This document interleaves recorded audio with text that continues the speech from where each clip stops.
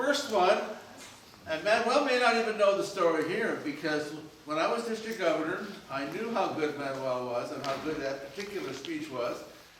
I asked him to open TLI, the opening to officers training, and to be the very first person to speak at 8 o'clock in the morning. And the biggest reason I did that is I wanted people to hear later about how good he was and to be disappointed that they missed his speech. So next time they might not be late to TLI. Anyway, our next speaker, Manuel Urrizola, a librarian at University of California, Riverside, and the only thing I have to say, 8-time district contest winner, Manuel Urrizola.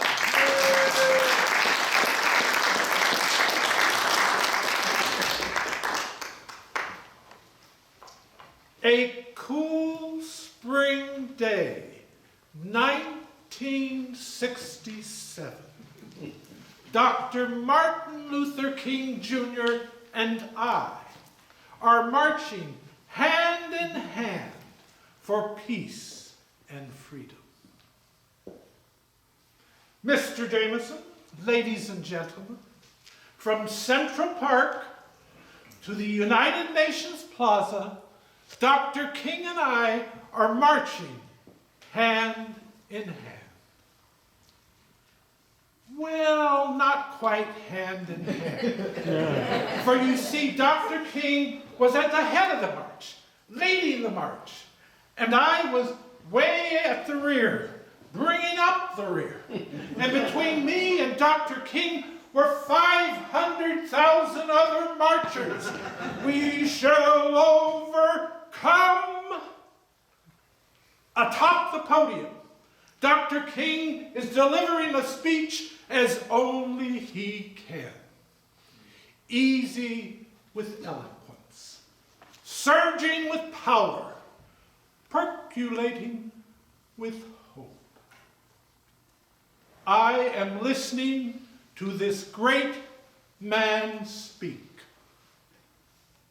What makes Dr. King a great leader?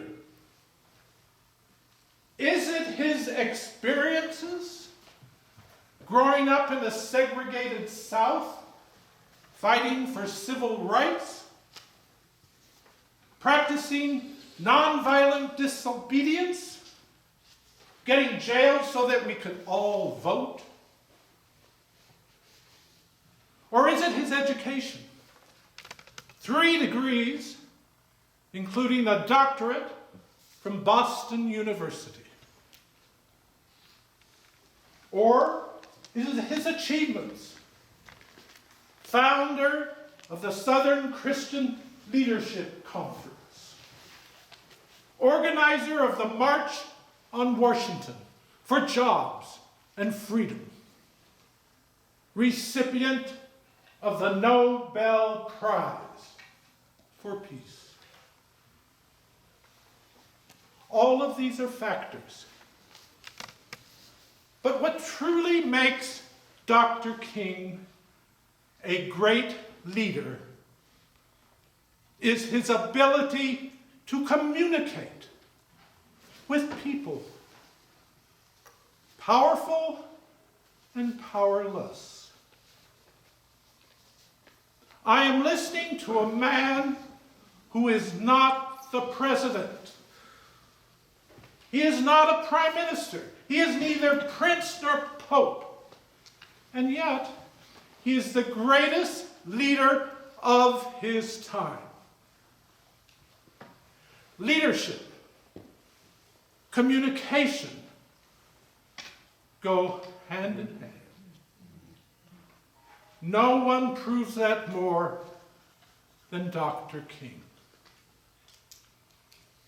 As Dr. King is concluding his speech, I, a skinny teenage college student about to enlist in the Navy, I worm my way through that massive crowd, trying to get close to this man of destiny. At the side of the podium is a long line of dignitaries waiting to shake Dr. King's hand. somehow I managed to wedge my way between two of these dignitaries. I am scared. When Dr. King gets to me, he sees my outstretched, trembling hand, and he takes it into his firm grasp, hand in hand.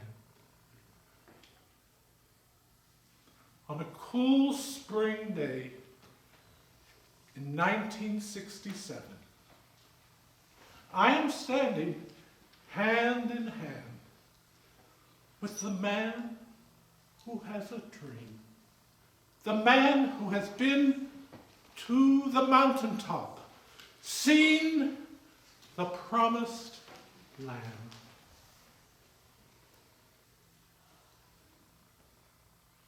He will not get to the promised land, but his people will, you and me, thanks to the leadership and the words of Dr. King.